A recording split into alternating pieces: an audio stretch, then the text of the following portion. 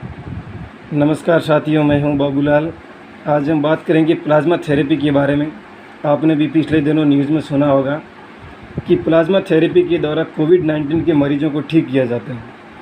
तो आज हम बात करेंगे कि प्लाज्मा थेरेपी होती क्या है और इसे किस प्रकार रोगियों को प्लाज्मा थेरेपी से ठीक किया जाता है। मैं आपको बता दूं कि हमारे देश के राज्य केरल और केंद्र शासित प्रदेश न्यू दिल्ली में प्लाज्मा थेरेपी का भरपूर रूप से इस कोविड-19 में प्रयोग हुआ था पिछले दिनों और पिछले साल भी। और दिल्ली में तो एक बार इस प्लाज्मा थेरेपी की बहुत कमी भी आई थी, तब केजरीवाल सरकार ने बोला था कि आप जल्दी से आइए और प्लाज्मा थेरेपी करिए। तो हम आज प्लाज्मा थेरेपी के बारे में बात करेंगे और मैं आपको ये भी बताऊंगा कि प्लाज्मा थेरेपी कौन कर सकता है। हालांकि आज से 3 दिन पहले हाईकोर्ट ने इस पर पूर्ण रूप से प्रतिबंध लगा दिया कि संपूर्ण भारत में किसी भी प्रकार की कोरोना के संबंधित प्लाज्मा थेरेपी नहीं की जाएगी। तो मैं बताता हूँ आपको कि प्लाज्मा थेरेपी होती क्या है। प्लाज्मा थेरेपी के अंतर्गत किसी भी संक्रमण से उबर चुके अर्थात रिकवर पेशेंट से संक्रमित व्यक्ति में इस प्लाज्मा को इंजेक्ट की जाती है। इस प्लाज्मा में मौजूद जो एंटीबॉडी होती है वो रोगी को रोगाणुओं से लड़ने की क्षमता प्रदान करती है एवं रोगाणु को नष्ट करती है, जिससे ये संक्रमित व्यक्ति जो ठीक हो सका होता है।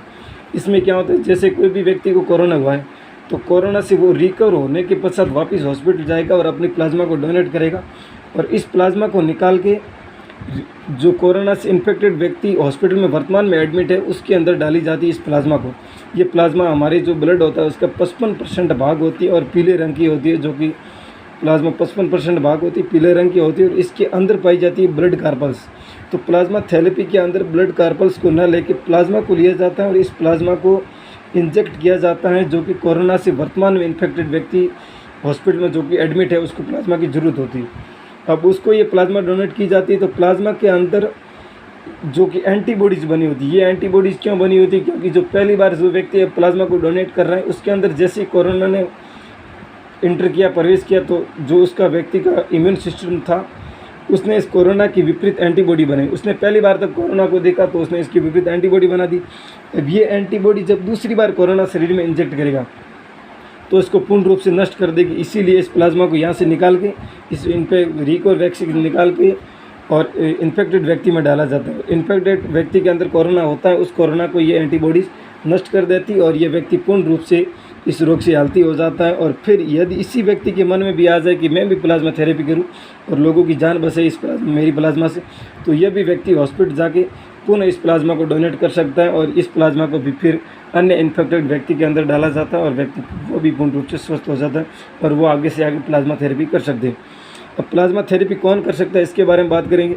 तो प्लाज्मा थेरेपी करने के लिए प्लाज्मा दाता व्यक्ति होता है ना, उसको 28 दिन पहले संक्रमण से उबर चुका हो, यानी वो 28 दिन या 30 दिन पहले, 1 महीने भर पहले कोरोना से ठीक हो चुका हो, फिर वो हॉस्पिटल दोबारा जाएगा और अपनी प्लाज्मा को डोनेट करेगा। उसकी एज होनी चाहिए वो 18 से 60 ईयर के बीच होनी चाहिए, ना 18 से कम ना 60 से ऊपर होना चाहिए और उसका वेट होना चाहिए वो 50 किलोग्राम होना चाहिए, उससे ऊपर होना चाहिए, वह व्यक्ति हेल्दी होगा। और इसके बाद no infected other pathogen, corona के अलावा किसी अन्य प्रकार की पैथोजन भी उसके शरीर में इंजेक्ट नहीं होने चाहिए। और उसके अलावा और कोई भी बीमारी जैसे कैंसर है, डायबिटीज़ है और कोई भी बीमारियाँ नहीं होनी चाहिए, पूर्ण रूप से हेल्दी होना चाहिए। मैं आपको बता दूं कि अभी हाईकोर्ट ने 3 दिन पहले इस पर रोक क्यों लगा दी, क्योंकि ICMR दिल्ली ने एक रिसर्च किया है और उन्होंने ये देखा है कि कोविड-19 में इस प्लाज्मा थेरेपी का कोई योगदान नहीं, व्यक्ति को किसी भी प्रकार से बताने में वो ऐसा बोलते हैं कि सक्षम नहीं होती।